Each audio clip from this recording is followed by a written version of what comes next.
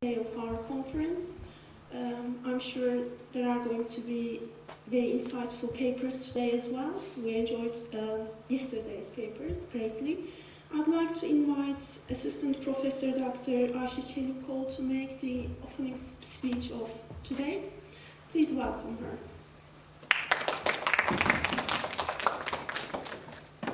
It's bright here. I didn't know that.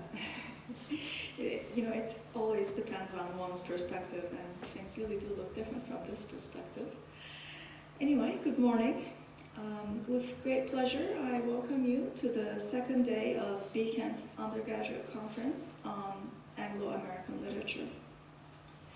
I'd like to start again by thanking those who worked very hard to organize the conference. It was a collective effort on the part of students in English literature and American literature, and I especially would like to recognize the hard work of Saliha Arseven, Melih Mol, Sinem Orallı, and Ahmet Vargün. And I would like to thank the Office of the Dean of Humanities for supporting the conference. As the first day of the conference has already revealed, the conference topic, representing the other, provides a productive vantage point for visiting the intersections of critical theory and literary narrative. Today, I look forward to the continuation of the dialogues that yesterday's presentations and discussions initiated. The papers have already stimulated and invigorated us, giving us a chance to think about a wide range of topics, from Nathaniel Hawthorne's fiction to the TV series Lost, from the materiality of the female body to the myriad abstractions of ideology.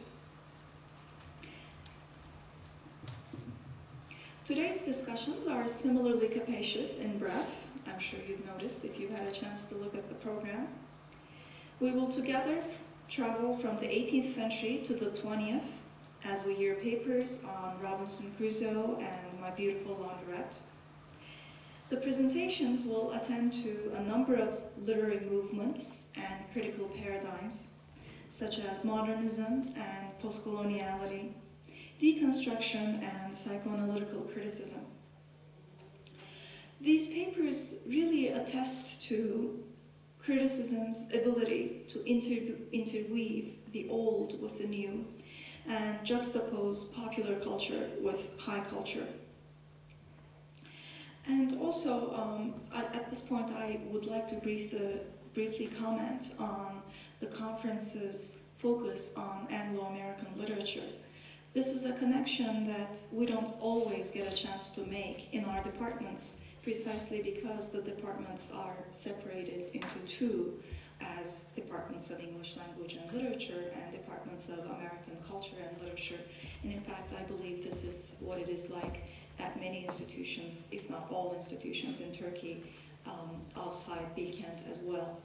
So I'm hoping that these papers together really suggest to us the benefits of thinking of these two traditions, English literature and American literature, side by side. In fact, thinking of them as part of the same literary and cultural tradition. They are no doubt united by language, in that in most countries, most literature is pronounced in English. But I'm thinking that the papers today and yesterday show that it's not just language that unite these two literary traditions, but also common ideologies of gender, race, and sexuality. And I think for that reason, the topic representing the other is a great way to think of Anglo-American literature as a whole, rather than only English literature or only American literature. The differences that we aim to welcome through critical inquiry here concern not only race, gender, and sexuality, but also discipline and methodology. This is why we are as invested in discussions of a popular movie such as James Bond as we are in analyses of classics, be it the love song of Alfred J. Prufrock or Orlando. This conference no doubt interlinks themes and critical paradigms, but there is more that it brings together. Our joint conversations, I hope, counter the processes of othering that they address. Yesterday, it was our great pleasure to see new faces in familiar hallways and in this auditorium. We have participants from universities in Ankara and beyond, as you know. We have participants from METÜ, Ankara, Hacettepe universities, Ege University and Istanbul University, and University of Sorbonne Nouvelle. We hope that participants from outside Bilkent are enjoying the campus, although I know that the rain is not too attractive today. It looks all gray, but we'll see. Maybe we'll get sunny again. And when I say participants or participate, I do not use these words lightly.